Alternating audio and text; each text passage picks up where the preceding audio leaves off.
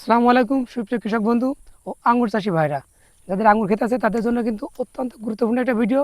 আর যারা আঙ্গুর চাষ করবেন তাদের জন্য কিন্তু আরও বেশি গুরুত্বপূর্ণ। দেখেন আমি কিছু ডাল কাটবো।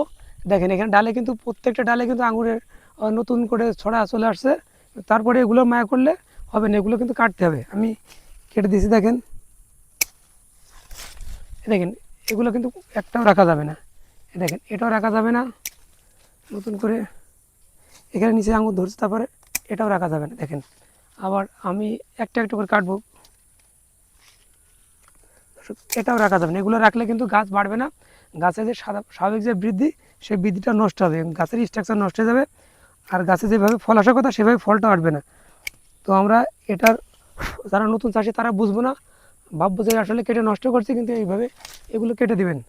এগুলো খুব দ্রুত বাড়ে এবং খুব দ্রুত মোটা হয়। দেখে আপনার মন ভরে যাবে যে আসলে যে এই গাছগুলো কাটবো, এগুলো আসলে ক্ষতি করছে না তো, কিন্তু আসলে না, এগুলো কাটলে কিন্তু আপনি গাছের মূলত উপকার করবেন। এই দেখেন আপনি শুধু এইভাবেই কাটবেন। দেখেন দর্শক, এখানে একটা গাছ থেকে কতগুলো কাটলাম দেখেন দর্শক। এগুলো যদি আমি রেখে দিই তাহলে কিন্তু আঙুর গাছের ক্ষতি আমি নিজেই করছি, নিজের অজান্তেই। এগুলো কিন্তু আমরা একটাও রাখবো না, রাখলে কিন্তু মূল গাছের অনেক বেশি ক্ষতি হবে। তো সাথে থাকার জন্য ধন্যবাদ। আঙুর চাষের এই জাতীয় আপডেট আপনারা কন্টিনিউ পাবেন, অবশ্যই সাথে থাকবেন। ধন্যবাদ।